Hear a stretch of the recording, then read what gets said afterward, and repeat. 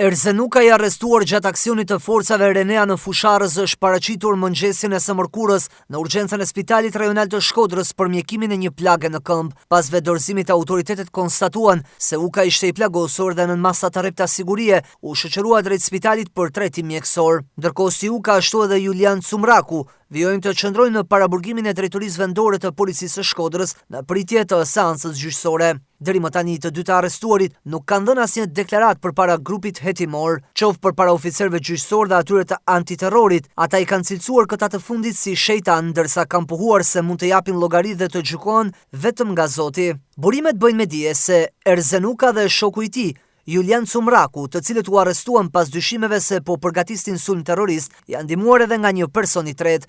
Dy të shoqëruarit mendohet se jetonin në kullën e fshatit të Thellë Malor prej rreth një muaji. Nga hetimet policore rezulton se këta të dy persona janë mbështetur nga një i tretë, i cili ka udhëtuar nga Tirana në drejtim të Fusharzit dhe Uroshit. Një person me flokë të gjata është parë edhe në lokalet të qytetit të Fusharzit duke qëndruar me Ukën dhe Cumrakun. Personi i tretë, i cili lëvizte me një automjet, nuk ka frekuentuar dyqanet e Fusharzit, ndërsa herën e fundit kur është parë gjatë mbrëmjes së 18 nëntorit, ka bërë një blerje së bashku me Ukën dhe Cumrakun, ndërsa i ka qëndruar në këmbë në një zonë me pak ndriçim në qendër të qytetit. Personi me flokë të gjata të lidhura dhe pantallona kamuflazhi është parë her pas here madje edhe duke bërë dru me Ukën dhe Cumrakun. Në fshat ndërkohë mësohet se dy të arrestuarit kanë qenë frekuentues të xhamisë së fshatit Kryezi. Xhamia në fjalë është jashtë kontrollit të myftinisë së Pukës dhe nuk rezulton si pronë në inventaret e saj. Komuniteti musliman i Shqipërisë dhe myftinia Pukës bëjnë të ditur se kanë vendosur që të mos reagojnë përballë kësaj situate, duke u përmbajtur qëndrimeve të mëparshme në raste të tilla.